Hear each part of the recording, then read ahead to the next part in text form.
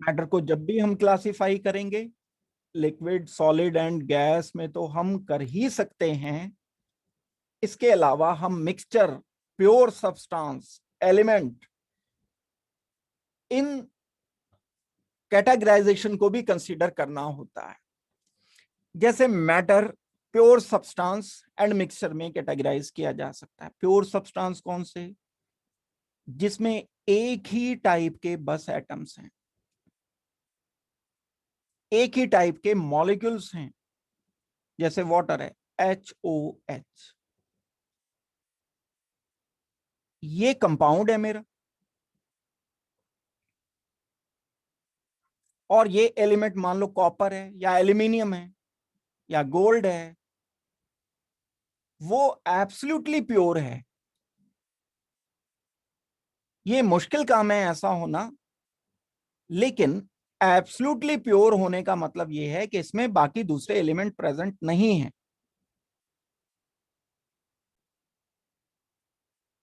ये मटेरियल हो सकते हैं हमारे पास दो टाइप के, मटेरियल या मैटर। मैटर अगर बोला जाए कभी आपको, तो मैटर कुछ भी जो जगह घेरता है जिसमें मास होता है, दैट इज मैटर। गैस हो, सॉलिड हो, लिक्विड हो, ये प्योर हो सकता है। एक ही टाइप का कंपाउंड, बिल्कुल बहुत रेयरली नेचर में पाई जाती हैं प्योर चीजें। इवन वाटर, इवन वो वाटर जो हम पानी पीते हैं, वो वाला वाटर भी प्योर नहीं होता। उसमें भी कैल्शियम मिनरल होते हैं, सोडियम होता है, कार्बोनेट होता है, उसमें मैग्नीशियम होता है, उसमें लिथियम के बहुत थोड़े पार्टिकल्स होते हैं, पॉजिटिव के आयंस होते हैं बहुत सारे। प्योर हमें चाहिए भी नहीं होता, सेहत के लिए खराब होता है। 100% प्योर जो वाटर अगर करके दे भी दिया जाए आपको, वो सेहत के लिए अच्छा नहीं है। आप बोलते हो ना मिनरल वाटर चाहिए, मिनरल वाटर मतलब उसमें मिनरल्स अवेलेबल हैं। क्या चीज मिनरल, क्या मतलब है मिनरल का? माइन आउट करके जो भी चीज अर्थ में से निकाली जाती है वो मिनरल होता है। अर्थ के अंदर से जो आती है कोई भी चीज, तो एलिमेंट जितने हैं, कैल्शियम है, सोडियम है, मैग्नीशियम है, कार्बोनेट है, लिथियम है, सल्फेट है, ये अर्थ में से आते हैं, अर्थ क्रस्ट से आते हैं, तो इन्हें मिनरल बोलते हैं। तो ऐसा नहीं कहना कि हमें दिख तो रहा है प्योर, हमें प्योर वाटर चाहिए। तो pure water, chemically pure water का मतलब अलग है। जिसको हम आम भाषा में दिन रात यूज करते हैं प्योर, उसका मतलब अलग है। अगर हमें कहिए, हम बोलते हैं साफ सुथरा पानी चाहिए, बिल्कुल प्योर वाटर चाहिए, तो मिनरल वाटर की कोई बॉटल दे देगा, और दैट इज अ मिक्सचर। इसमें बहुत सारी चीजें अवेलेबल हैं। जो बिल्कुल प्योर वाटर है वो सेहत के लिए अच्छा नहीं होता है, केमिकल वाटर बोला जाता है, वो लैब के लिए यूज होता है। डिस्टिल्ड वाटर बोला जाता है, डिस्टिल्ड वाटर पीने के लिए अच्छा नहीं होता। और जो केमिकली बहुत कोई हम फाइन एक्सपेरिमेंट करते हैं, उसमें तो डिस्टिल्ड वाटर भी ट्रिपल डिस्टिल्ड होता है, 3-4 बार डिस्टिल्ड करते हैं, ताकि उसमें इंप्योरिटी का एक छोटा सा पार्टिकल भी ना रहे।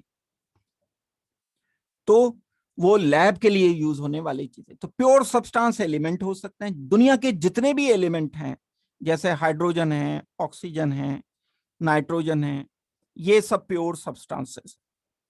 एलिमेंट कॉपर है, जैसे एल्यूमिनियम है, गोल्ड है। इवन गोल्ड भी जो आप यूज करते हो, आप बोलते हो कि प्योर गोल्ड है, प्योर गोल्ड कहाँ होता है? प्योर गोल्ड तो बहुत सॉफ्ट होता है, उसका तो ऑर्नामेंट ही नहीं बन सकता है। ये 24 कैरेट, 22 कैरेट, 20 कैरेट होते हैं, इसमें कॉपर मिक्स किया जाता है, इसमें दूसरे एलिमेंट मिक्स किए जाते हैं। ये जो कैरेट होता है, कैरेट गोल्ड जो होता है, दैट इज नॉट 100% प्योर। कोई सा भी गोल्ड जो आप देखते हो, यूज करते हो, वो 100% प्योर नहीं होता। केमिकली प्योर बोलने का मतलब अलग है, मतलब उसमें कुछ और नहीं प्रेजेंट है। और आम भाषा में प्योर गोल्ड बोलने का मतलब होता है 24 कैरेट। 24 कैरेट का मतलब उसमें अच्छा खासा अमाउंट कॉपर का होता है, ताकि वो थोड़ा सा हार्ड हो जाए गोल्ड, ताकि हम उसके ऑर्नामेंट्स बना सकें और उसे यूज कर सकें। जितना ज्यादा हम कॉपर मिलाते रहेंगे उतना हार्ड होता रहेगा।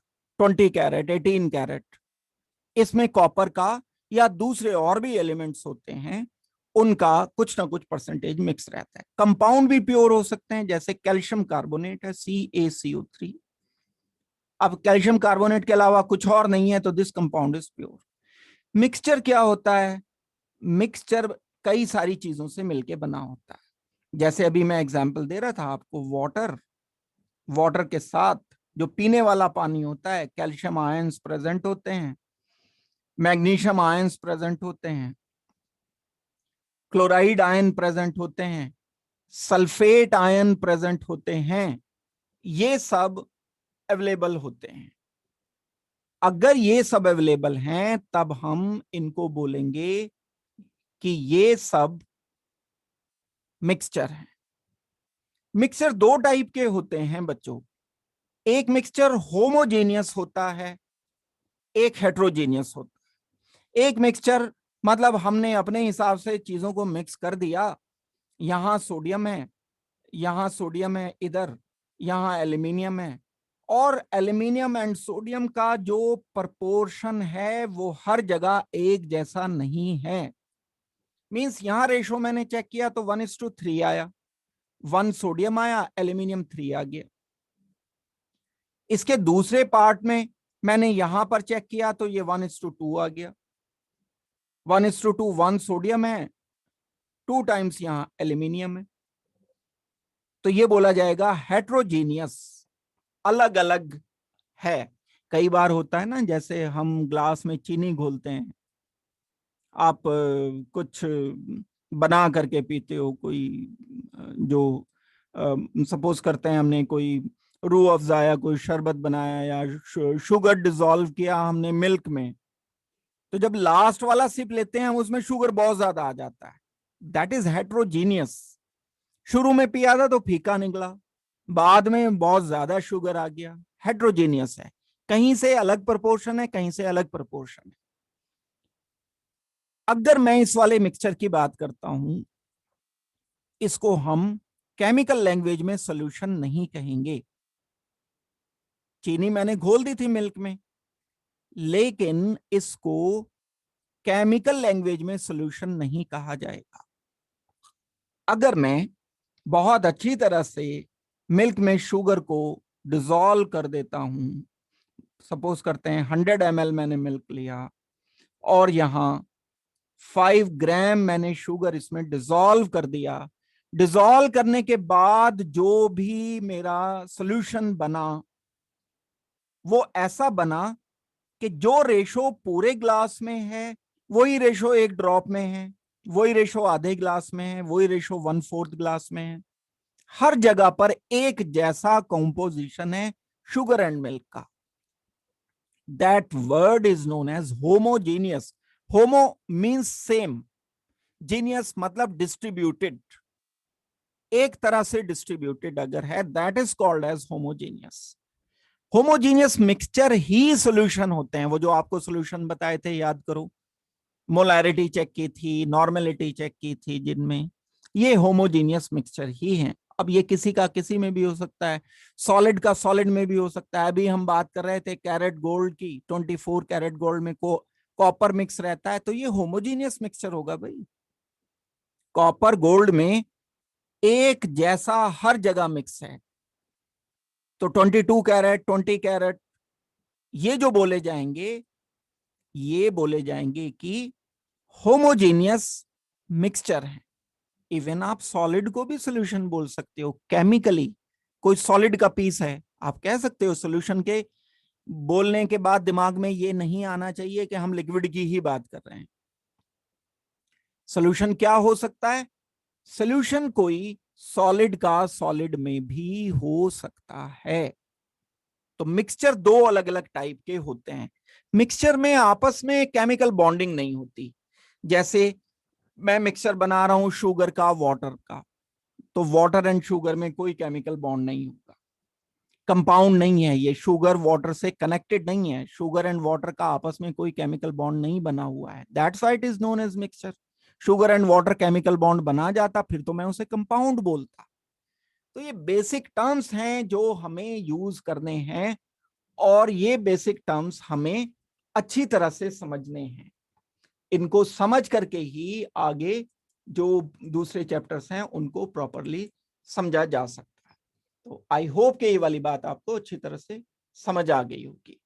इसके बाद हम आगे बढ़ते हैं। कोई भी एलिमेंट हमारे पास अगर आता है, किसी भी टाइप का एक एलिमेंट सपोज करते हैं हम लेते हैं, क्योंकि हम जो डेली लाइफ में सुनते हैं बातें वो अलग चीजें हैं, और जो हम एक साइंटिफिकली कोई डेफिनेशन देते हैं वो कई बार अलग बात होती है। देखो, सोल्यूशन किसे कहते हैं? सोल्यूशन आप टेक्निकली कहते हो कोई सॉल्यूट लिया आपने, इस सॉल्यूट को आपने मिक्स कर दिया सॉल्वेंट में, तो सॉल्यूशन बन जाता है। यही तो करते हो ना सॉल्यूशन बनाने के लिए।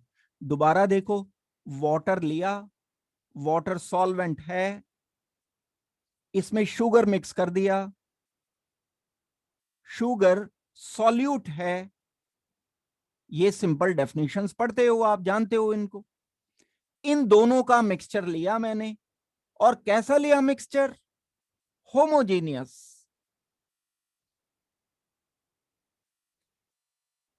होमोजेनियस मिक्सचर ऑफ टू और more things is known as solution. मैंने आपको डेफिनेशन बताई सोल्यूशन की।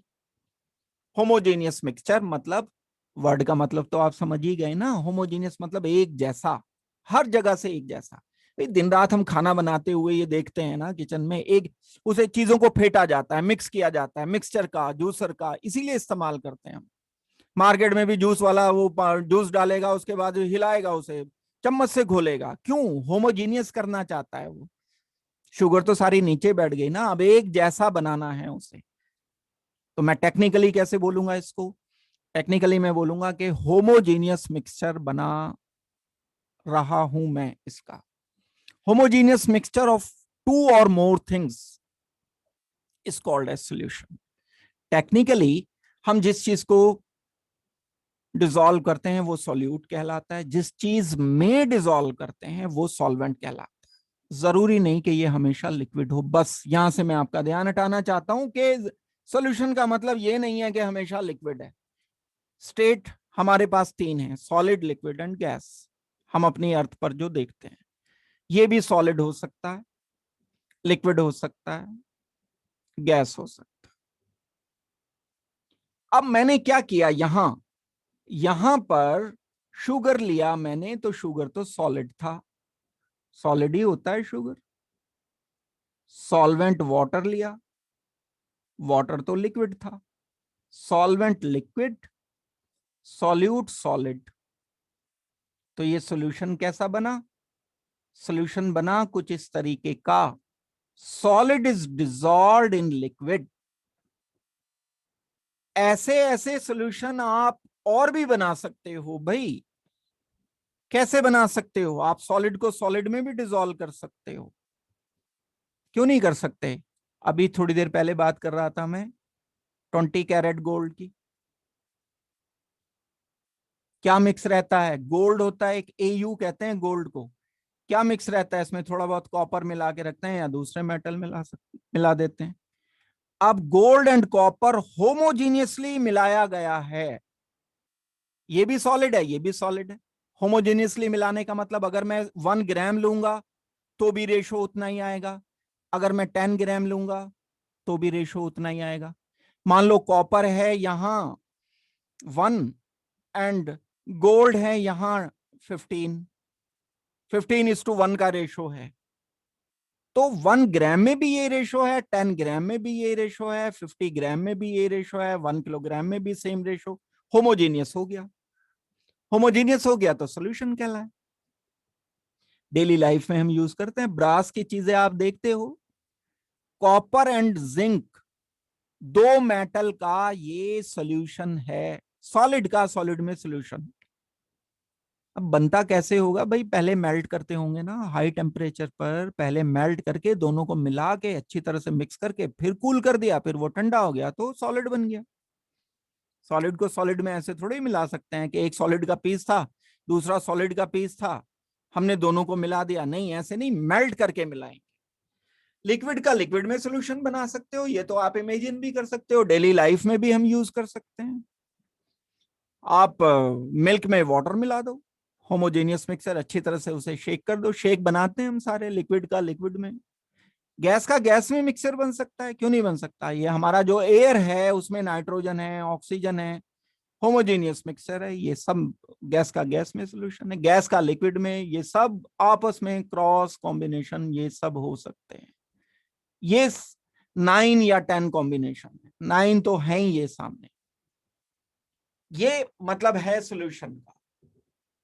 सोल्यूशन मीन्स एक सॉलिड लिक्विड गैस को दूसरे किसी सॉलिड लिक्विड या गैस में डिसॉल्व कर देना। अब सारे कॉम्बिनेशन, सॉलिड को सॉलिड में डिसॉल्व किया, सॉलिड को लिक्विड में, सॉलिड को गैस में, लिक्विड को सॉलिड में डिसॉल्व किया, लिक्विड को लिक्विड में डिसॉल्व किया, लिक्विड को गैस में डिसॉल्व किया, गैस को सॉलिड में डिसॉल्व किया, गैस को लिक्विड में किया, गैस को गैस में डिसॉल्व किया। 9 कॉम्बिनेशन बता दिए मैंने। ये हर एक के अपने अपने एग्जाम्पल हैं। अब सारे एग्जाम्पल की फिलहाल जरूरत नहीं है, जो कॉमन से एग्जाम्पल थे मैंने दे दिए आपको। अब ऑड एग्जाम्पल्स भी इसमें होते हैं कि आपको लगेगा कि लिक्विड में गैस कैसे डिसॉल्व हो गई। होती है भाई, जो आप ये कोक वगैरह जो सॉफ्ट ड्रिंक होते हैं हम इनको लेते हैं तो इनमें कार्बन डाइऑक्साइड ही तो डिसॉल्व रहती है। जैसे ही ढक्कन खुलता है तो एकदम से गैस बाहर निकलती है ना, वो तो CO2 डिसॉल्व रहती है उसमें बॉटल में। जो हमारे कोल्ड ड्रिंक्स होते हैं उनमें कार्बन डाइऑक्साइड घोल करके रखी जाती है हाई प्रेशर पर। तो लिक्विड में गैस डिसॉल्व है, सॉलिड में भी गैस डिसॉल्व होती है। जो आप वो एक फोम का पीस देखते हो वो सॉलिड होता है, हाई डेंसिटी फोम है, उसमें बीच बीच में यहां पर जगह होती है, स्पेस होते हैं, खाली स्पेस दिखते हैं, वो उसमें गैस होती है, गैस भरी रहती है, एक जैसी डेंसिटी है सबकी हर जगह पर। तो सॉलिड में गैस डिसॉल्व है, गैस में सॉलिड भी डिसॉल्व हो सकता है, क्यों नहीं हो सकता?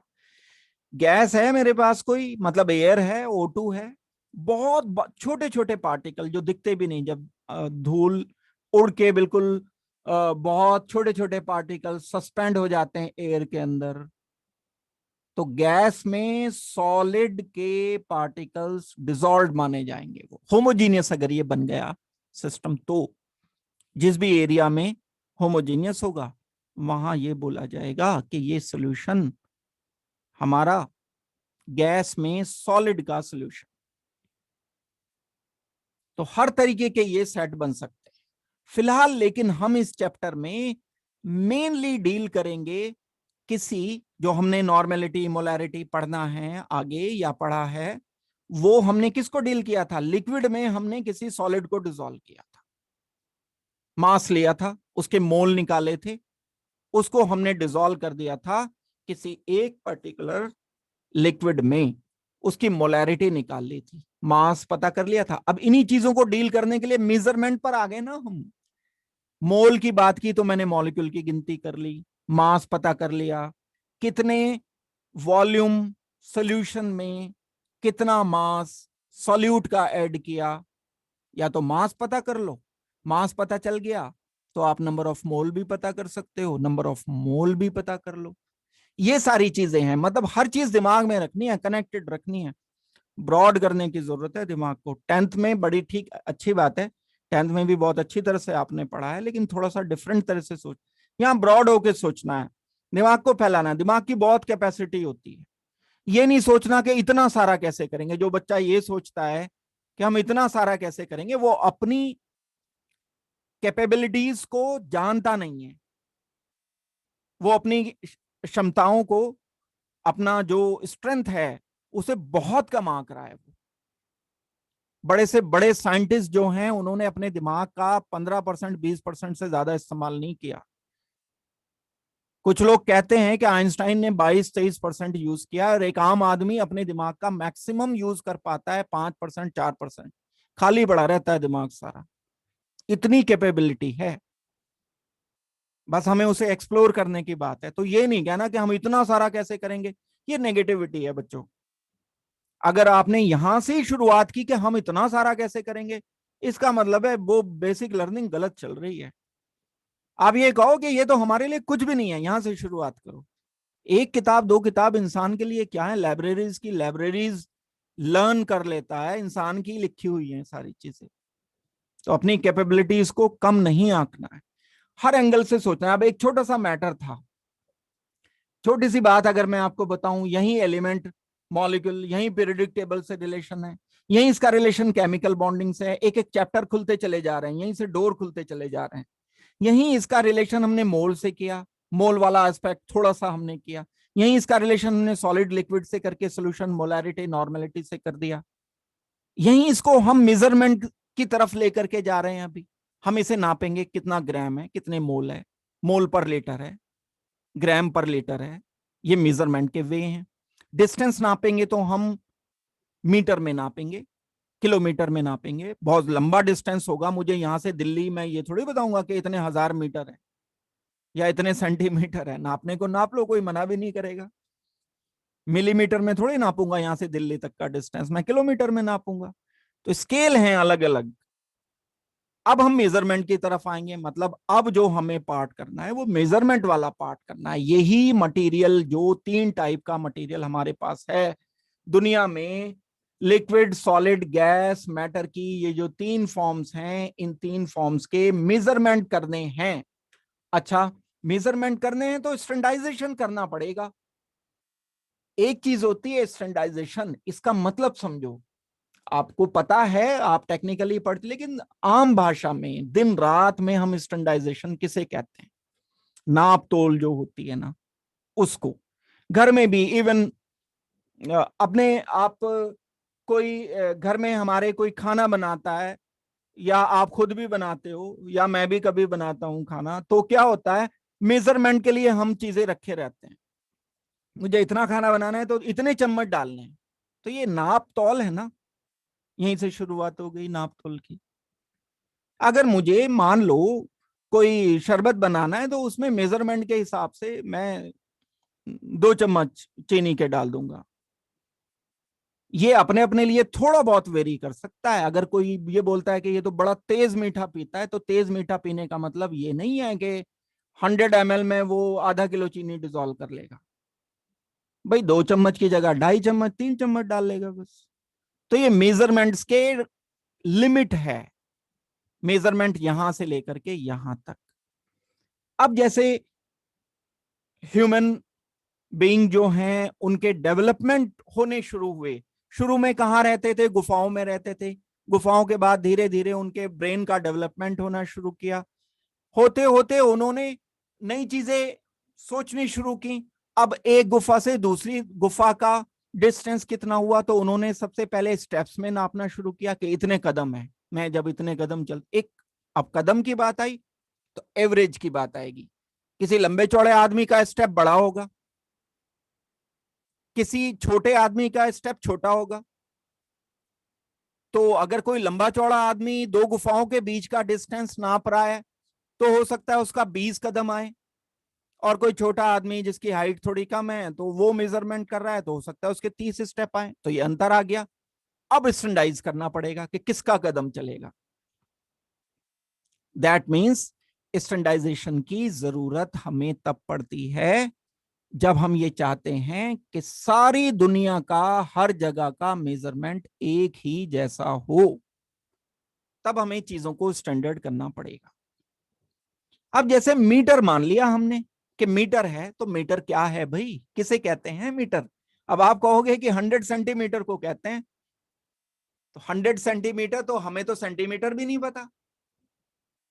मीटर तो तभी डिफाइन किया जाएगा ना जब हमें कोई एक यूनिट स्टैंडर्ड होगी। तो दुनिया में एक इरिडियम की बनी हुई रॉड है, पेरिस में रखी है वो। उसकी लेंथ को सारी दुनिया ने मिलकर के मान लिया कि हम इसको 1 मीटर मान लेंगे, रैंडम। पुराने टाइम में क्या करते थे लोग? कोई पोल ले लिया लकड़ी का, कोई पेड़ की टहनी ले ली, उससे मेजरमेंट करते थे। लेकिन वो तो स्टैंडर्ड नहीं है। किसी का पोल का हाइट ज्यादा हो जाएगी, किसी के पोल की हाइट कम हो जाएगी। स्टैंडाइज करना है जो सब जगह एक ही जैसा चले। मेरा 1 सेकंड, अमेरिकन का 1 सेकंड बराबर टाइम का माना जाता है, होता है। ये स्टैंडर्डाइजेशन है, सारी दुनिया ने मिलकर के कर रखा है, साइंटिस्ट ने कर रखा है इसको। कोई और सेकंड मैं बोलने को बोल दूं कि मेरा मीटर जो है वो इतना बड़ा है, मेरा मीटर, कोई और बोलने लगे कि मेरा मीटर इतना बड़ा है, फिर तो सब गड़बड़ फैल जाएगी दुनिया में। यहां स्टैंडर्डाइजेशन के लिए, जैसे मैंने एक छोटा सा एग्जांपल दिया कि एक रॉड की लेंथ को सब साइंटिस्ट ने मिलकर के, आईयूपीएसी ने मिलकर के मान लिया कि इसके डिस्टेंस को मान लेते हैं हम कि ये 1 मीटर है। और वो रॉड जो बनी हुई है एक बहुत स्पेशल मेटल की, इरिडियम की बनी हुई है। ये एक मेटल ऐसा होता है ना तो स्ट्रेच करता है, ना खराब होता है, ना घिसता है, चेंज नहीं होगी ये। आज से 100 साल के बाद भी ये उसी लेंथ की रहेगी। इसी रॉड का जो वेट है वो सारी दुनिया ने मिलकर के मान लिया कि 1 किलोग्राम है। ऐसे हर एक बेसिक यूनिट को हमने स्टैंडर्डाइज कर रखा है। ऐसे ही टाइम का मान रखा है हमने, जैसे हमने मोल को मान रखा है, वो भी स्टैंडर्डाइजेशन है। 6.02 इंटू 10⁻23 पार्टिकल्स को हम 1 मोल बोलेंगे। तो मैं 1 मोल बोलूंगा, मैं दुनिया में कहीं भी जाके 1 मोल बोल दूंगा तो उसका मतलब वही निकाला जाएगा। अब इस 1 मीटर की रॉड को हमने डिवाइड कर दिया कि अगर ऐसे इसके मैंने 100 पार्ट कर देता हूं तो एक पार्ट कहलाएगा कि 1 सेंटीमीटर है। इसके 1000 पार्ट कर देता हूं मैं, मल्टीप्लाइड बाय 1000 कर देता हूं तो ये 1 किलोमीटर, मीटर आया ना, मीटर किलो, किलो मतलब मल्टीप्लाइड बाय 1000। तो ये बेसिक यूनिट तो मीटर है।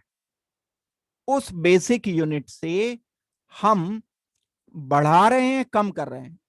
अब मैं किसी एक वायरस का डिस्टेंस नापूंगा तो वो मीटर में थोड़ी नापेगा। मीटर को छोटा करते करते करते करते मुझे नैनोमीटर में या माइक्रोमीटर में या पिकोमीटर में मेजरमेंट करना पड़ेगा। ये तरीके हैं जहां से हम ये आइडिया लेते हैं कि स्टैंडर्डाइजेशन किसे कहा जाता है। स्टैंडर्डाइजेशन का मतलब हम सब लोग मिलजुल करके, दुनिया के साइंटिस्ट एक चीज को मान लेते हैं और वो चीज एग्रीमेंट में भी आ जाती है। रिटर्न एग्रीमेंट होते हैं बाकायदा कि सब इस इरिडियम की रॉड की लेंथ को 1 मीटर मानेंगे तो 1 मीटर ही माना जाएगा हमेशा। ऐसा नहीं है कि कोई अपना यूनिट मीटर को नया बोलने लगेगा कि मैं 120 सेंटीमीटर को आज से मीटर कहूंगा कि हमारे देश का कानून है। ऐसा नहीं चलेगा, क्रॉस लग जाएगा। साइंटिस्ट की अलग दुनिया है, बिल्कुल कानून नहीं बन सकता यहां कोई और दूसरा। यही मीटर जो है यही सब जगह चलेगा। अब इसमें मीटर के साथ बहुत सारे जो यूनिट्स आती हैं उनका डेरिवेशन किया जा सकता है। कुछ हम बेसिक स्टैंडर्ड यूनिट मानते हैं, वो बड़ी लिमिटेड सी हैं। उन बेसिक यूनिट्स को जब माना जाएगा तो बड़ी लिमिटेड सी यूनिट होती है। ये तो सारी चीज हम ऑलमोस्ट कर चुके हैं। मैं यूनिट्स पर आ रहा हूं सीधे अभी। फिजिकल प्रॉपर्टीज और ये सब फिजिकल क्वांटिटी पर मैं अब आ रहा हूं, इसी पर जो मैं अभी आपको स्टैंडर्ड बता रहा था कि स्टैंडर्ड क्या होती है, कोई भी चीज क्या होती है, यहां से हम शुरू करते हैं। और ये बड़ी इंपॉर्टेंट बात है अंडरस्टैंडिंग के लिए, काम की चीज है। Physical quantity is a physical property that can be quantified. Quantified का मतलब जिसका हम नाप तोल कर सकते हैं। नाप तोल करने के लिए जैसे डिस्टेंस है तो हम नाप सकते हैं उसे। जैसे किसी चीज का मास है, हम उसे क्वांटिफाई कर सकते हैं कि ज्यादा है या कम है। टाइम है, हम उसे नाप सकते हैं कि ये ज्यादा है या कम है। हमने कुछ स्टैंडर्ड बना रखा है। तो ये फिजिकल क्वांटिटीज कहलाती हैं जिनका भी हम मेजरमेंट कर सकते हैं, क्वांटिफाई जिसे हम कर सकते हैं। दो दो वर्ड होते हैं ये साइंस में, ये दो वर्ड चलते हैं, एक तो क्वालिटेटिव, एक क्वांटिटेटिव। एक कोई चीज कैसी है और एक कोई चीज कितनी है। कैसी है, तो ये उसकी प्रॉपर्टी आ जाती है क्वालिटी और एक क्वांटिटी। अब मैं कहता हूं राइस है, राइस बहुत अच्छा राइस है, खराब राइस है, तो क्वालिटेटिव हो गया, ये उसकी प्रॉपर्टी हो गई है। और मैं कहता हूं राइस 1 किलोग्राम है, ये उसकी क्वांटिटी हो गई। तो दो बातें हैं, 1 kg राइस, 1 kg राइस, दो तरह के राइस हो गए, एक खराब राइस, एक अच्छा राइस। तो खराब और अच्छा तो हो गया उसकी क्वालिटी, क्वालिटेटिव। एंड क्वांटिटेटिव, वो कितना है, अमाउंट। तो फिजिकल क्वांटिटी, क्वांटिटी मतलब हम नाप तोल कर सकते हैं, यहां न्यूमेरिकल वैल्यू लिख सकते हैं। अब बताओ कौन सी न्यूमेरिकल वैल्यू हमारे पास कहां है कि ये राइस जो है कितना अच्छा है, 2.3 ग्राम अच्छा है, ऐसा बोलेंगे क्या? कभी नहीं सुनते हम क्वांटिफाई नहीं कर पाते। क्वालिटेटिव मतलब हम न्यूमेरिकल वैल्यू नहीं बोल पाएंगे। क्वांटिटेटिव मतलब हम कोई न्यूमेरिकल वैल्यू नंबर्स में 7 यूनिट लगा करके बोल पाएंगे, यूनिट लगाकर। अब मैं ऐसे नहीं बोलूंगा ना कि यहां से दिल्ली 500 है। भाई 500 क्या, centimetre, kilometre, millimetre, nanometre, unit के साथ। मुझे पढ़ते पढ़ते 2 हो गए, क्या हो गए, घंटे, मिनट, सेकंड, यूनिट लगेगी 7। जहां यूनिट की बात आ जाएगी तो क्वांटिफाई होने की बात आ जाएगी। क्वांटिफाई होने का मतलब हम उसकी क्वांटिटी से डील कर रहे हैं।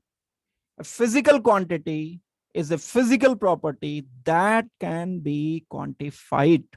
बड़ी, अगर समझने के लिए बड़ी गहरी बात है, अगर आप समझना इसको चाहते हो तो।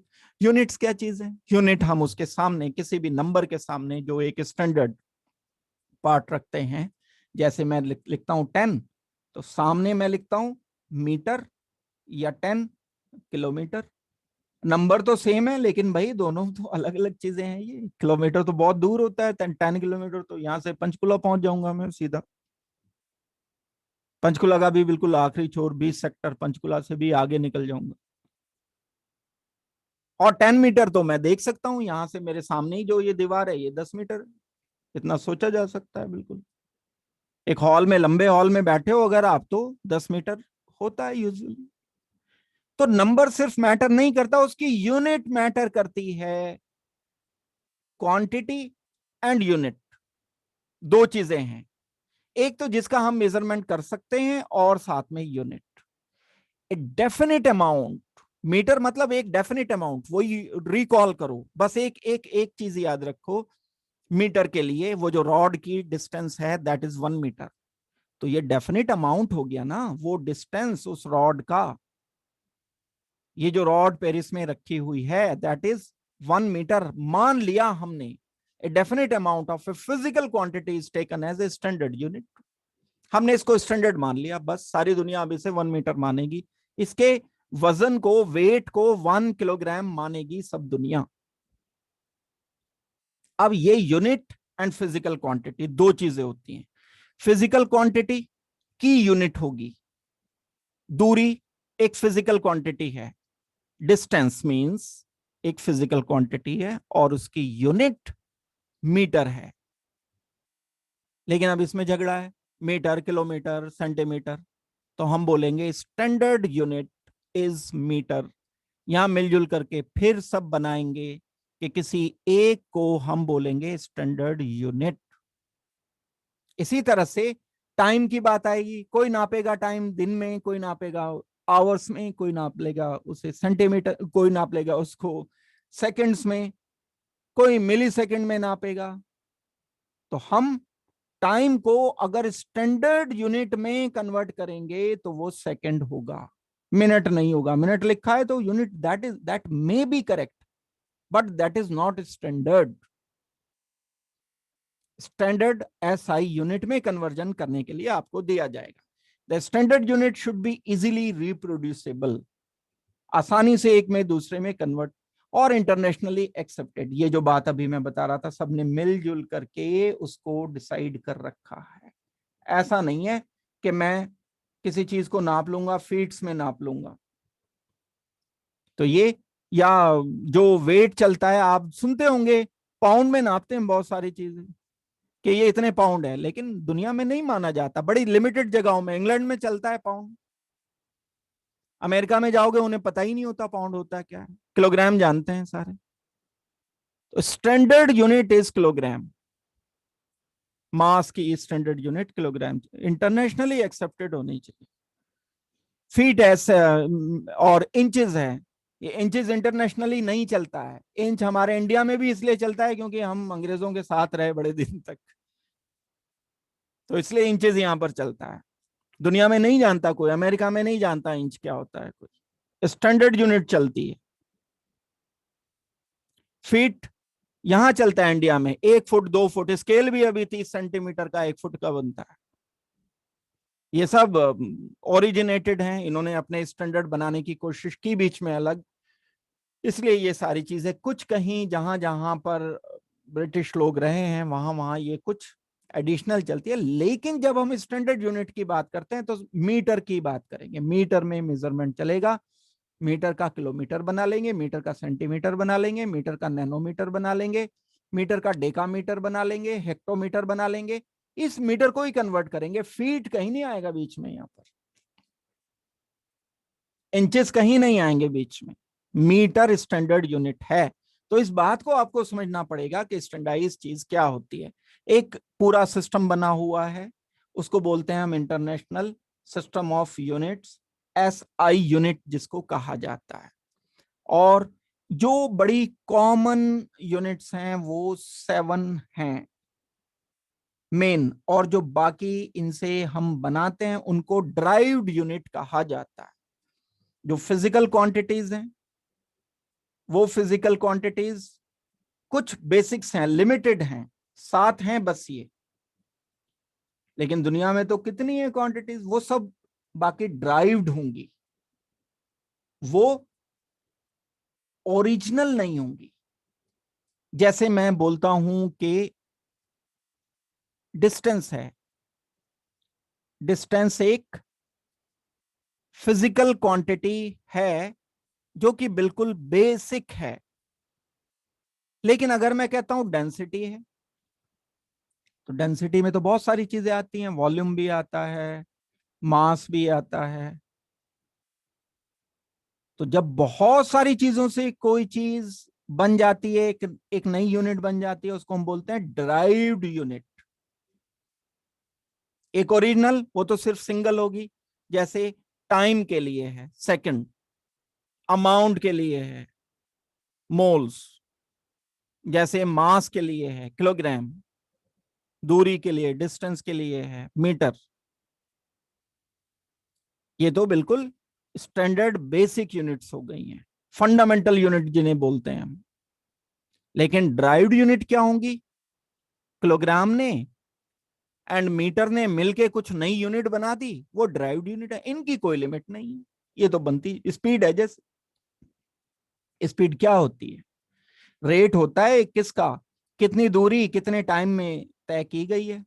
तो distance over time, distance metre में, टाइम सेकंड में, मीटर पर सेकंड, ये स्पीड जो है ड्राइव्ड यूनिट बोली जाएगी। वॉल्यूम है, वॉल्यूम में डिस्टेंस, फिर डिस्टेंस, फिर डिस्टेंस, यानी वॉल्यूम में हम क्या करते हैं, length multiplied by breath multiplied by height, तीनों को हम मल्टीप्लाई करते हैं तब वॉल्यूम आता है। तो 3 बार आ गया मीटर, मीटर क्यूब आ गया। तो volume is derived unit, density derived unit है, सैकड़ों हैं, गिनती नहीं है कोई, अनलिमिटेड। लेकिन फंडामेंटल यूनिट्स बड़ी लिमिटेड रहेंगी। तो बेसिक फिजिकल क्वांटिटीज कौन कौन सी हैं? बेसिक जो क्वांटिटीज हैं हमारे पास, वो मास हो गया। जैसे कि मास को हम यूनिट अगर बताएंगे किलोग्राम, ये ऐसा यूनिट की बात हो रही है। अब मेरी मर्जी नहीं चलेगी यहाँ कि मैं ग्राम में लिख दूंगा, कभी लिख सकता हूं मैं, लेकिन अगर मेरे से कहा गया कि ऐसा यूनिट बताओ, तब मुझे किलोग्राम में ही आंसर अपना करना होगा। केजी से हम इसे रिप्रेजेंट करते हैं, सिंबल केजी चलेगा। अपना मर्जी का नहीं चलेगा मेरा कि मैं बोल दूं KIG बोल दूं, KIGR बोल दूं। केजी अगर मैंने 20 लिखना है तो KG लिखना है, KGR नहीं लिख सकता, KIGR नहीं लिख सकता किलोग्राम के लिए। सिंबल फिक्स कर दिए गए, स्टैंडर्डाइजेशन है। टाइम के लिए सेकंड होता है, लेंथ के लिए मीटर होता है, स्मॉल एम कैपिटल एम नहीं। टेम्परेचर के लिए केल्विन होता है, not degree Celsius, not Fahrenheit. Temperature हम फ़ारेनहाइट में जरूर करते हैं कि हमारा जब टेम्परेचर ज्यादा हो गया तो 100 हो गया, लेकिन 100 ना तो केल्विन है ना डिग्री सेल्सियस है, फ़ारेनहाइट है। लेकिन अगर आपसे कभी कहा जाए कि स्टैंडर्ड यूनिट में टेम्परेचर बताओ, तो केल्विन में बताना पड़ेगा आपको। कैपिटल के, amount of substance mole, MOLE, ये तो हो गया फंडामेंटल यूनिट, सिंबल MOL होगा। इलेक्ट्रिक करंट, जो कहीं किसी वायर में इलेक्ट्रॉन ट्रांसफर करते हैं, एम्पियर, कैपिटल ए से रिप्रेजेंट करेंगे। ल्यूमिनस इंटेंसिटी, कोई मान लो कोई लाइट जल रही है तो वो इंटेंसिफाइड कितनी है, उसको कैंडेला में CD से हम इसे रिप्रेजेंट करते हैं। प्लेन एंगल, कोई दो लाइंस के बीच का एंगल हम बता सकते हैं, ये एंगल कितनी वे मूव कर रही है, हम इसे रेडियन में रिप्रेजेंट करते हैं, RAD बोलते हैं हम इसको। और सॉलिड एंगल जो होता है, जैसे मान लो कोई सॉलिड है, उसको अगर मैं अंदर से यहाँ कोई एक ड्रिल इस तरह से करता हूँ कि कोन बन जाता है, तो ये पूरा जो एंगल होगा ये सॉलिड एंगल, स्टेरेडियन में हम इसको रिप्रेजेंट करते हैं। तो हमारी जो केमिस्ट्री में ये इस्तेमाल होने वाली यूनिट्स हैं वो मेनली मास होता है, टाइम बहुत यूज होता है, length, temperature, amount of substance, ये मेनली ये इस्तेमाल होता है। बाकी इलेक्ट्रिक करंट भी होता है, बहुत रेयर।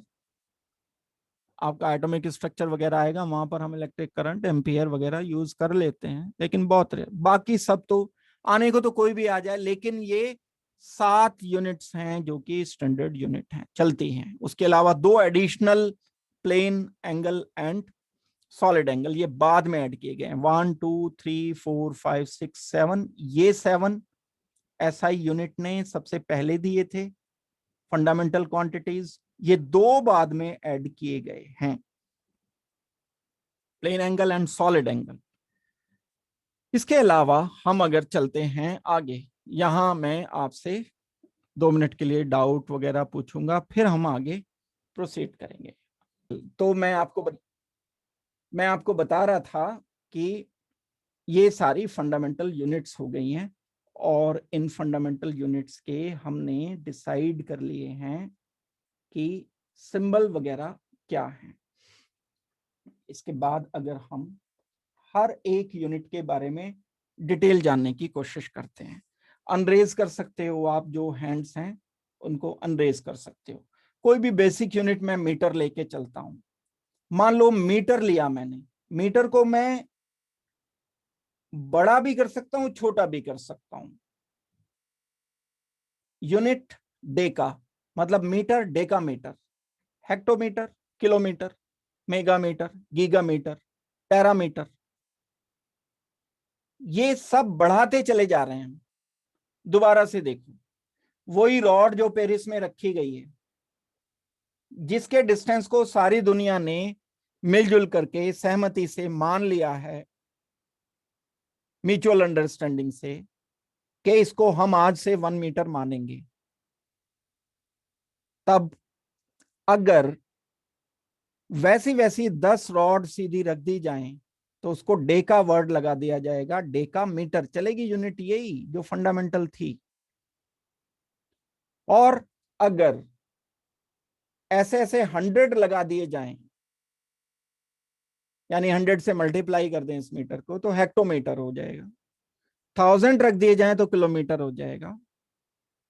10⁻⁶ रख दिए जाएं, 1 लाख रख दिए जाएं तो मेगामीटर कहलाएगा। 10⁻⁹ रख दिए जाएं तो गीगा कहलाएगा।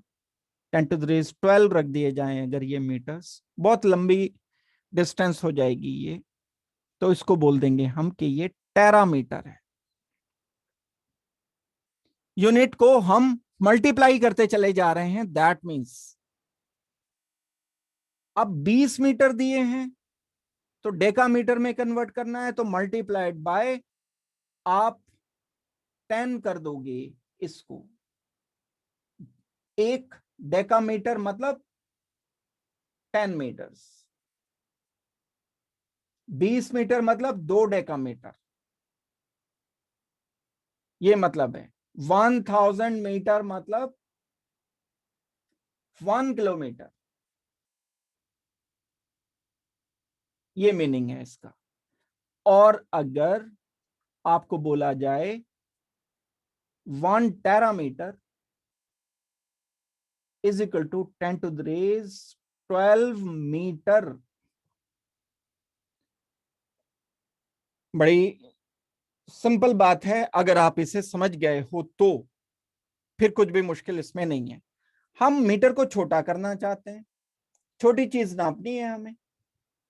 हमारे पास एक ये 1 मीटर था पूरा, सीधी है भाई ये रॉड, ये टेढ़ी मेढ़ी हो गई थोड़ी वहां जो रखी है, फिर इसमें बिल्कुल स्ट्रेट है ये मैंने बना दिया 1 मीटर। अब किसी ने इसके 100 हिस्से कर दिए, 10 हिस्से कर दिए, किसी ने 100 कर दिए, किसी ने 1000 कर दिए, तो हम इसको बोलते चले जाएंगे कि डेसीमीटर हो गया। 10 टू द रेज -1 मतलब मीटर डिवाइडेड बाय 10, तभी तो 10 टू द रेज -1 हुआ। तो 1 डेसीमीटर इज इक्वल टू कितना, 10 to the raise -1 metre, means 1 metre का 10वां हिस्सा हो जाएगा, मीन्स 10 सेंटीमीटर हो जाएगा ना, 10 सेंटीमीटर हो गया। आप यूनिट जो चेंज होगी, आप देखो कॉम्प्लिकेटेड लगनी नहीं चाहिए, सारी चीजें अगर आपके दिमाग में हैं तो कॉम्प्लिकेटेड नहीं लगना चाहिए। यहां से यहां तक नापो, देखो इसको, ये 1 मीटर है, एक रॉड जो रखी गई है, इसके मैंने 100 हिस्से कर दिए, ये वो यूनिट बता रहा हूं मैं जो आप जानते हो, तो इसको मैं बोल दूंगा 1 centimetre. That means 100 centimetre is equal to 1 metre हो गया। अब मैं यहां क्या बोल रहा हूं, अब मैं बोल रहा हूं कि 1 metre divided by 10 is equal to 1 decimetre. यानी मैं अब हिस्से इसके करता हूं 10, अब मैं इसको डिवाइड करता हूं 1 2 3 4 5 6 7 8 9, ये 10 हिस्से हो गए। ये जो एक पार्ट आया ये 1 डेसीमीटर कहलाया, 1 मीटर का 10वां हिस्सा। तो 1 डेसीमीटर में सेंटीमीटर कितने आए, 10, क्योंकि पूरे में 100 है। तो 1 डेसीमीटर कितना हो जाएगा, 10 सेंटीमीटर हो जाएगा। इसमें ना तो मीटर इसमें आ रहा है ना इसमें आ रहा है, यहां तो ये बेसिक यूनिट है। अब दोनों ये यूनिट मीटर नहीं है इसमें, तो हम एक को दूसरे में इस तरह भी कन्वर्ट कर सकते हैं। पहले इसका मीटर बना लो, फिर मीटर का सेंटीमीटर, मीटर का डेसीमीटर। हमें तो पता होना चाहिए कि डेसीमीटर किसे बोलते हैं। डेसीमीटर मतलब 1 मीटर का या 1 यूनिट का 10वां हिस्सा, और 1 यूनिट का 1 मीटर का 100वां हिस्सा। 1 मीटर को 100 हिस्सों में बांट दिया तो सेंटीमीटर। मिलीमीटर 1 मीटर को 1000 हिस्सों में बांट दिया, यानी 1 सेंटीमीटर को 10 में बांट दिया। 1 डेसीमीटर को 100 में बांट दिया, तब मिलीमीटर बन जाएगा। माइक्रोमीटर 1 मीटर को 10 टू द रेज 6 पार्ट में डिवाइड कर दिया। नैनोमीटर तो 9 में, और छोटा हो गया ये। नैनोमीटर में तो हम बैक्टीरिया को नापते हैं, और पिकोमीटर में तो वायरस नापते हैं। ये जो वायरस होते हैं 10 to the raise -12 -13 metre, microscope से भी नहीं दिखते हैं, बहुत हैवी स्ट्रॉन्ग माइक्रोस्कोप चाहिए होते हैं, उससे ये नजर आ पाएगा। सोचो तो जरा कि 1 मीटर को कितने हिस्सों में बांटा, 10 टू द रेज 12 हिस्सों में बांटा 1 मीटर को। मीटर तो बेचारा एक ही है ना, यहां से यहां तक ही का डिस्टेंस है। इतने सारे हिस्सों में बांट दोगे, 1 0 2 3 4 5 6 12 0, हद होती है कोई, तो ये तो दिखेगा ही नहीं। कहां से दिखेगा? ये माइक्रोस्कोप से दिखेगा, छोटे मोटे माइक्रोस्कोप से नहीं जो लैब में रखे होते हैं, स्ट्रॉन्ग इलेक्ट्रॉन माइक्रोस्कोप से नजर आएगा ये वायरस जो होता है। तो ये पिकोमीटर में हम मेजर कर रहे हैं, क्रिस्टल की जो डिस्टेंस होती है उसमें। ये रेंज होती है वायरस बैक्टीरिया की। ये बड़े सिंपल जो बड़े एमीबा वगैरह, एमीबॉइड वगैरह जो आपने 9-10 में बायो में पढ़ा होगा, ये पैरामीशियम वगैरह जो सिंगल सेल वाले एनिमल्स होते हैं, ये इस रेंज में होते हैं। मिलीमीटर तो हमें नजर आ जाता है, मिलीमीटर हम देखते हैं तो वो तो एक स्केल में भी यहां से यहां तक का डिस्टेंस होगा, वो नजर आ जाएगा। ये यूनिट कन्वर्जन करते हुए ये टर्म काम आएंगे, ये याद करने पड़ेंगे आपको। जब हम यूनिट कन्वर्जन करेंगे तो ये सारी चीजें आपके काम आनी है। आगे बढ़ते हैं इसके बाद फर्दर एक एक करके। अब देखो आप, ये हमें अप्लाई करने के लिए मैं कुछ एग्जांपल्स दे रहा हूं, क्वेश्चन में आएंगी मेन चीजें। तो मास एंड वेट ले लिया मैंने। Mass of substance is amount of that material और मैटर प्रेजेंट इन, कितना मटेरियल उसमें है, मॉलिक्यूल हैं या जो भी कुछ है, तो उसे मास कहते हैं। वेट थोड़ा सा अलग होता है। वेट मतलब ये होता है कि कोई मास कितनी फोर्स एक्सपीरियंस करता है। अगर ग्रेविटेशन फोर्स, यहां पर हमने अर्थ लिया सपोज करते हैं, अर्थ एक पर्टिकुलर अमाउंट को अपनी तरफ खींच रहा है, तो मून पर हो सकता है ये कम खींचे, मून की ग्रेविटेशन कम होती है। मास सेम लिया मैंने, मान लो ये मैंने मास लिया जो कि 1 किलोग्राम था। मून पर क्योंकि ये एक्सपीरियंस कम करेगा, ग्रेविटेशन का फोर्स कम होगी, मून कम खींच पाता है अपनी तरफ, मून का साइज छोटा होने के कारण ऐसा है। तो ये वेट कम आ जाएगा, मास सेम रहेगा मून पर। अगर मैं यहां से कोई चीज लेकर के चला जाता हूं और यहां मैंने उसका वेट किया, वो 1 किलोग्राम था अर्थ पर, तो मैं मून पर ले गया तो वो 1/6 हो जाएगा लगभग, क्योंकि ग्रेविटेशन 6 गुना कम होती है मून की। लेकिन मटेरियल तो उतना ही रहेगा, मटेरियल थोड़ी गायब हो जाएगा उसमें से, मास सेम रहेगा। मास एंड वेट टेक्निकली अलग अलग होते हैं। हमारे अर्थ पे इस पचड़े में पड़ने की क्यों जरूरत नहीं है, क्योंकि हर जगह ग्रेविटेशन फोर्स लगभग एक जैसी है। अंतर है, पोल्स पे थोड़ा सा अंतर होता है, ना के बराबर अंतर होता है। तो हम इस चक्कर में पड़ते ही नहीं है, मास को एंड वेट को एक जगह चला देते हैं। मैं भी बोल देता हूं कई बार मास वेट, मास वेट एक ही जैसी बात है। लेकिन ये सारे मेजरमेंट अगर हम अपनी एक लैब मून पे खोल लेते हैं तो वहां ये सब गड़बड़ हो जाएगी। वहां मास को मास बताना पड़ेगा, वेट को वेट बताना पड़ेगा। वेल, हम इसे किस में मेजरमेंट करते हैं? किलोग्राम में कर रहे होते हैं। तो W = mg। m जो मास किसी सब्सटेंस का है, और ये ग्रेविटेशन एक्सेलरेशन या ग्रेविटेशन फोर्स हम इसे बोल सकते हैं, जिससे कोई सब्सटेंस को अर्थ अपनी तरफ खींचता है। तो ये मास के लिए बात हो गई। कई बार ये कॉन्फ्लिक्ट जिस आ जाता है, तो उस कॉन्फ्लिक्ट के लिए मैंने ये बात आपको बताई कि दिमाग में आपको रहना चाहिए ये, कि मास एंड वेट ओरिजिनली अलग हैं, लेकिन अर्थ पर कोई कॉन्फ्लिक्ट इसलिए नहीं है क्योंकि सब जगह पर ग्रेविटेशनल फोर्स ये कांस्टेंट है। तो हम दोनों को बराबर वेट मास बराबर ही लेकर के चल सकते हैं, चल जाते हैं हम। लेकिन हाँ, मेजरमेंट फिजिक्स में जब आप मेजरमेंट करते हो तब थोड़ा सा इशू रहता है। वहां पर अगर दे दिया कैलकुलेट करने के लिए तो आपको कैलकुलेट करना पड़ेगा, क्योंकि वहां पर ग्रेविटेशनल एक्सेलरेशन कई बार अलग अलग, कई बार 10 दे देते हैं, कई बार 9.8 दे देते हैं। मेजर करके चलना पड़ेगा। वॉल्यूम क्या चीज है? Amount of space that is substance और ऑब्जेक्ट ऑक्युपाइज। मतलब कोई भी चीज है, सपोज करते हैं कितनी जगह घेर रहा है ये बताना है। तो जितनी जगह कोई घेरेगा वो उसका वॉल्यूम बोला जाता है। अब जो हमारे पास बहुत स्ट्रेट फॉरवर्ड चीजें हैं, उसका तो बड़ा आसान है वॉल्यूम निकालना। निकाल सकते हैं हम। जैसे मान लो ये एक क्यूब है, इसका मैं वॉल्यूम निकाल सकता हूं।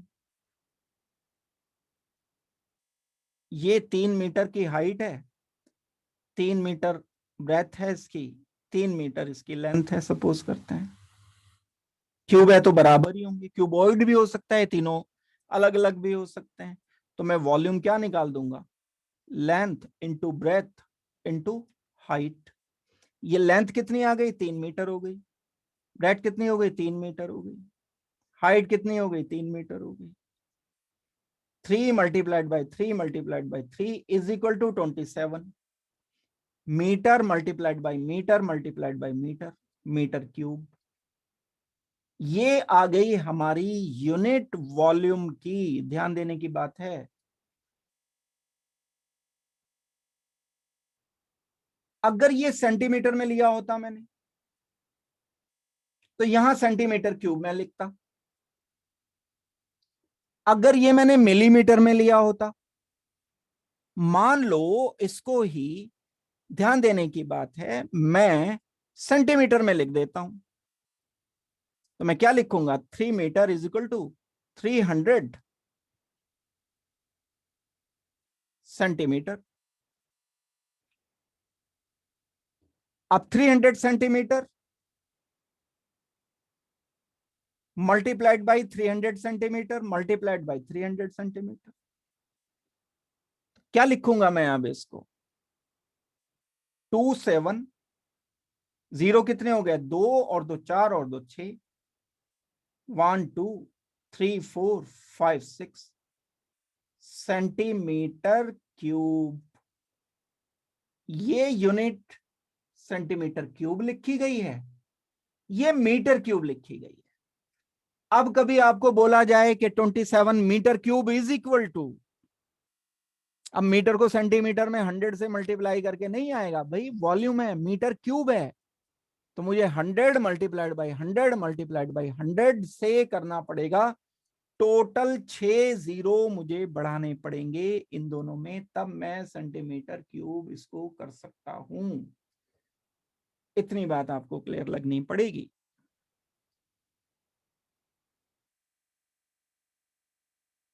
10⁶ लिख सकते हैं, बिल्कुल करेक्ट है।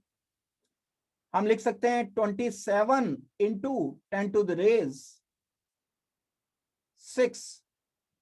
And centimetre cube.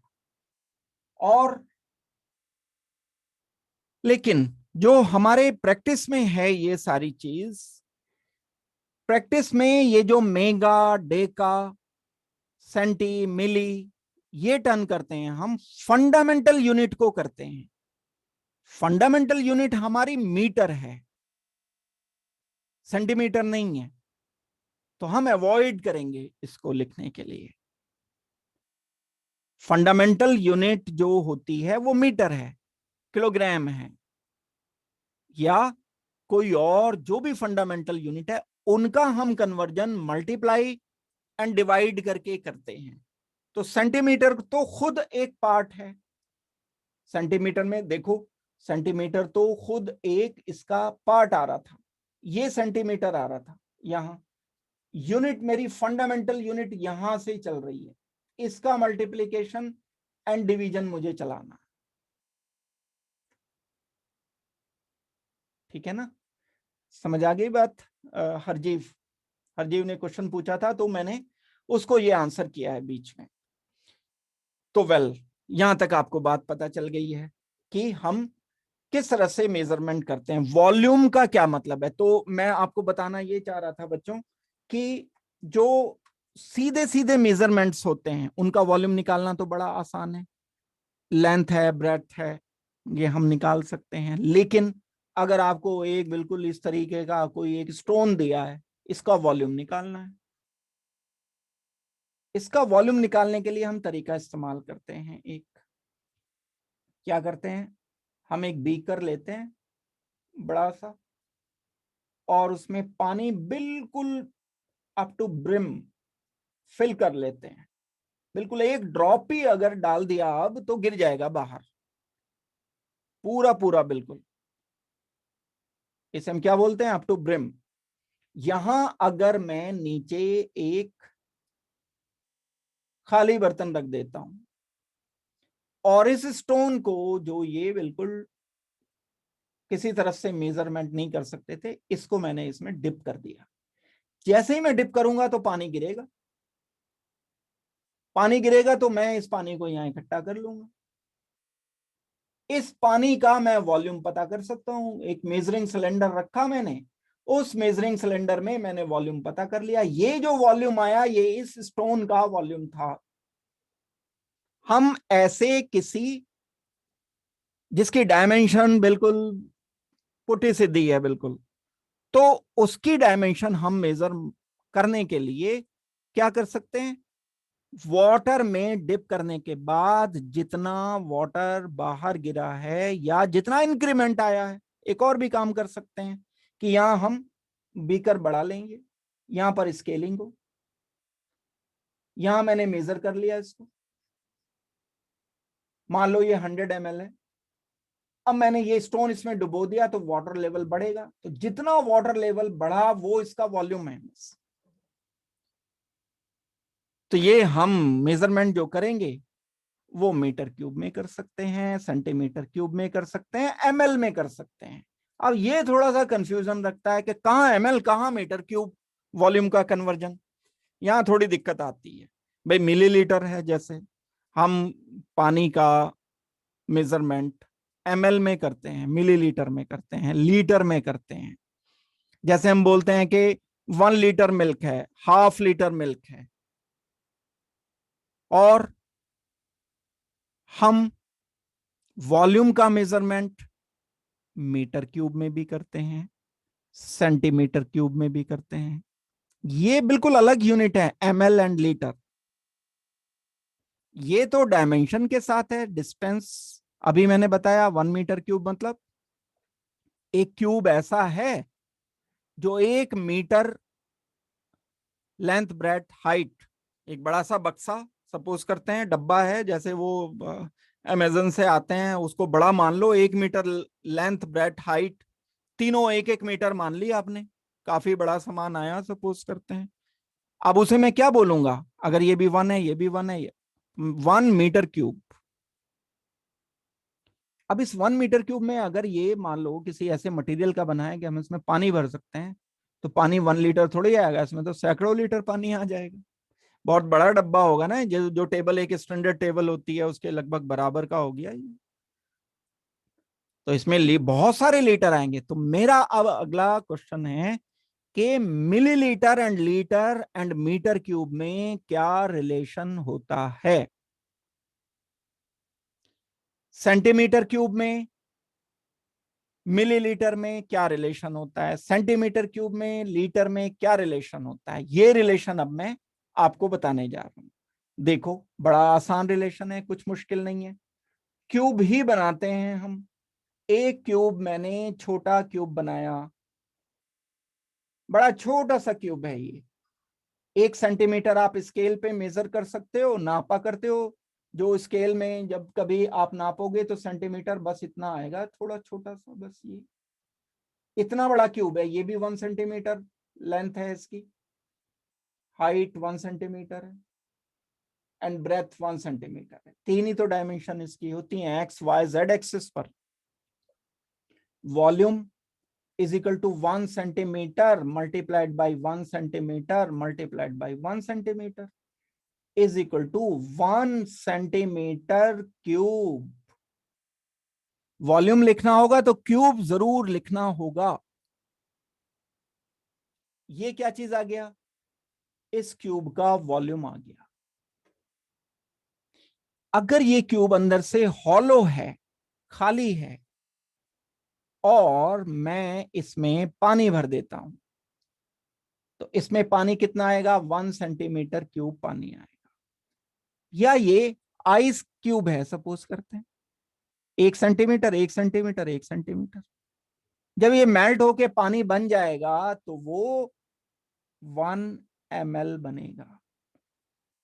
1 millilitre is equal to 1 centimetre cube.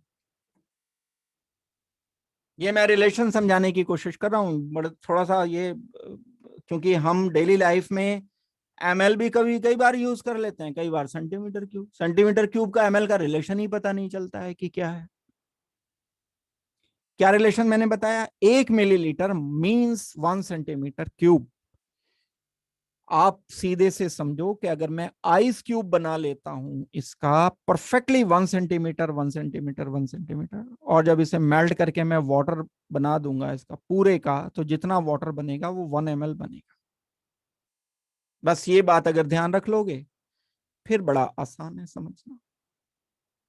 अब 1 सेंटीमीटर क्यूब की जगह मैं एक बड़ा क्यूब लेता हूं। आइस क्यूब मैंने इस बार जमाया फ्रीजर में रखकर, लेकिन वो आइस क्यूब 1 सेंटीमीटर का ना होकर 10 सेंटीमीटर का था। 10 सेंटीमीटर, 10 सेंटीमीटर, 10 सेंटीमीटर। वॉल्यूम निकाल लो। 10 centimetre multiplied by 10 centimetre multiplied by 10 centimetre, कितना आ जाएगा वॉल्यूम? ये आ जाएगा 1000 सेंटीमीटर क्यूब।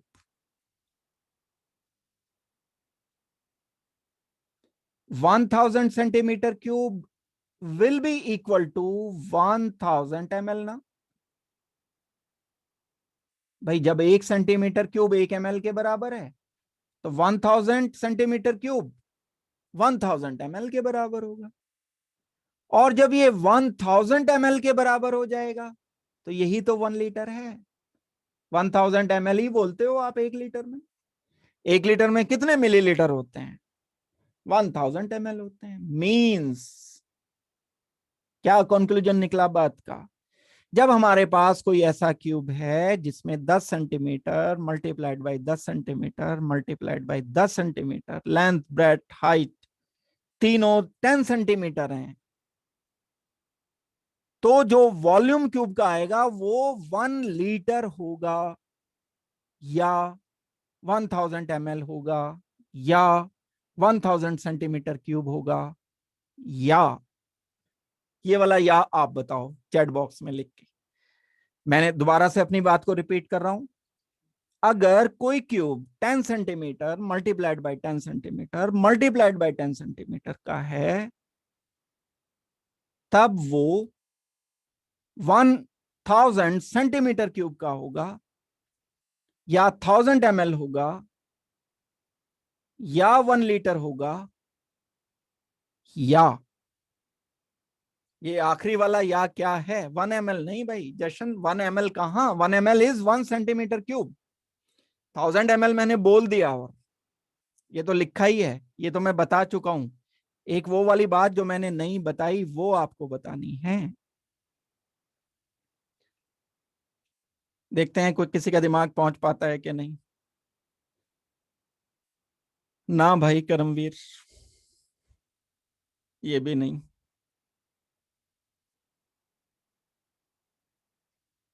कोशिश करते रहो।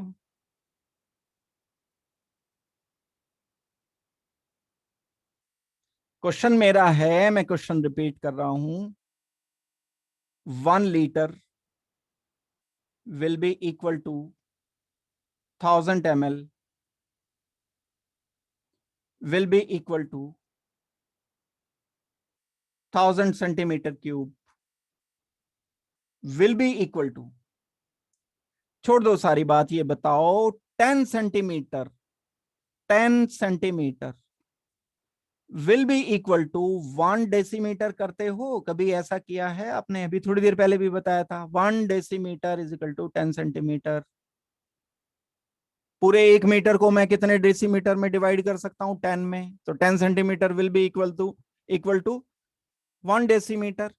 तो मैं इस क्यूब का एक और भी तो वॉल्यूम लिख सकता हूं, और वो होगा 1 decimetre multi means 10 centimetre multiplied by 1 decimetre multiplied by 1 decimetre will be equal to 1 decimetre cube.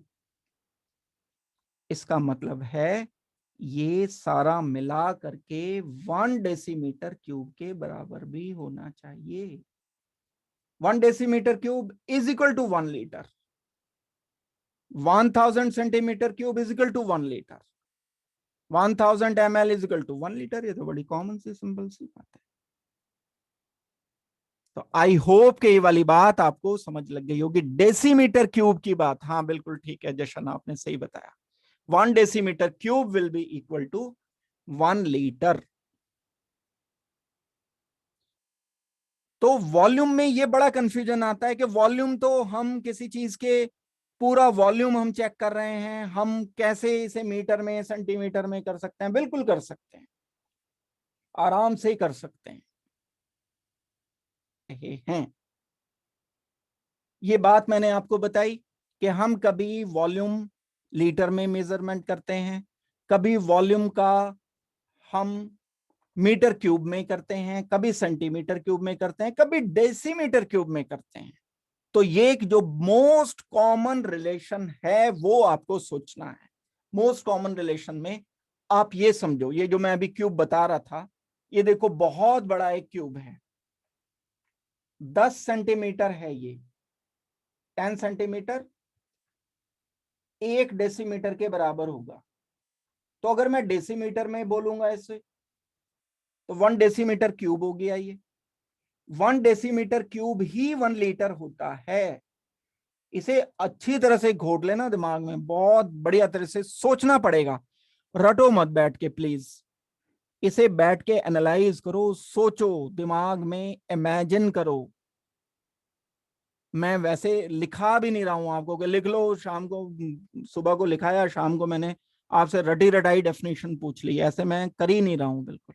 आपको मैं सोचने के लिए कह रहा हूं, इमेजिन करने के लिए बोल रहा हूं, दिमाग की कैपेबिलिटी बढ़ाने के लिए बोल रहा हूं। 1 decimetre cube is equal to, यानी ये multiplied by this multiplied by this, 1 decimetre cube हो गया। ये किसके इक्वल होगा? 1000 ml के। अभी मैंने प्रूफ किया आपको, ये तो सीधा लिखा है, मैंने आपको डिटेल बताई। 1000 सेंटीमीटर क्यूब हो जाए। इतना सा हिस्सा अगर हम लें, बस ये 1 सेंटीमीटर वाला, ये 1 2 3 4 5 6 7 8 9 10, ये इतना जो एक क्यूब है, यहां इधर से ये भी आ रहा है, ये 1 सेंटीमीटर क्यूब है, इतना हिस्सा 1 ml है। कितने ऐसे ऐसे क्यूब्स हैं छोटे छोटे? ये 1000 क्यूब्स हैं इसमें, यानी 1000 ml आ रहा है। 1000 ml ये जब अगर आ गया, तब हम, यस बिल्कुल करेक्ट बात है Harjeet, 1000 litre will be equal to 1 metre cube. वही तो बात अभी हमने लिखी थी, देखो, 1/1000 metre cube is equal to 1 litre. Means अगर मैं दोनों तरफ 1000 से मल्टीप्लाई कर देता हूं अपनी तरफ से, तो मैं दोनों तरफ इक्वेशन में कुछ भी कर सकता हूं ना, तो ये कैंसिल हो जाएगा। 1 metre cube is equal to 1000 litre. आपकी बात ठीक है। ये मैंने सिंपल एक मैथमेटिकल वे यूज किया। हम क्या करते हैं, इक्वेशन के दोनों तरफ अपनी मर्जी के सेम नंबर से मल्टीप्लाई कर सकते हैं, इतना अधिकार है हमें। इक्वली तो करना है ना, बैलेंस करना है। तराजू है, 5 किलो अगर मैं लेफ्ट पे रखता हूँ, 5 किलो राइट पे रख दूंगा, तो भी वो ऊपर नीचे नहीं होगा, बैलेंस रहेगा। वही काम मैंने यहाँ किया, दोनों तरफ 100 से किया। इससे पहले अभी ये मैंने एक रिलेशन बताया था आपको, 1/1000 metre cube will be equal to 1 litre. 0.001 बताया था जो, उसको ये लिख दिया, दोनों तरफ 1000 से मैंने मल्टीप्लाई कर दिया, ये कैंसिल आउट हो जाएंगे। 1000 litre will be equal to 1 metre cube. बिल्कुल करेक्ट बात है। अगर मैं 1 मीटर बड़ा कोई टैंक बनवाता हूं, जो वाटर टैंक होता है, हाइट लेंथ ब्रेथ तीनों 1 मीटर हैं इसकी, और उसमें पानी भरता हूं, तो वो 1000 लीटर होगा। छत के ऊपर जो टैंक पानी के रखे रहते हैं, अगर वो बिल्कुल क्यूबिकल हो, 1 मीटर 1 मीटर 1 मीटर हो, तो उसमें 1000 लीटर पानी आएगा। ये रिलेशन है मिलीलीटर का, सेंटीमीटर क्यूब का, लीटर का, मीटर क्यूब से, सेंटीमीटर क्यूब से, मीटर से नहीं। मैं एमएल को भाई मीटर से थोड़ी रिलेट कर सकता हूं। ML can not be related with metre, centimetre. भाई दूरी थोड़ी है, वॉल्यूम का मतलब तो 3 होने चाहिए, क्यूब होना चाहिए यहां। ये तो वही वाली बात हो गई कि यहां से 7 फेज कितना किलोग्राम है, ये तो वही वाली बात होगी अगर मैं सेंटीमीटर से इसे रिलेट करूंगा। तो ml को लीटर को रिलेट करना पड़ेगा मीटर क्यूब से सेंटीमीटर क्यूब से। तो मैं समझता हूं कि ये बात आपको समझ आ गई होगी। चलो आज के लिए हम इतना ही रखते हैं। थोड़ा सा एक्सप्लेन मैंने प्रॉपरली इसको इसलिए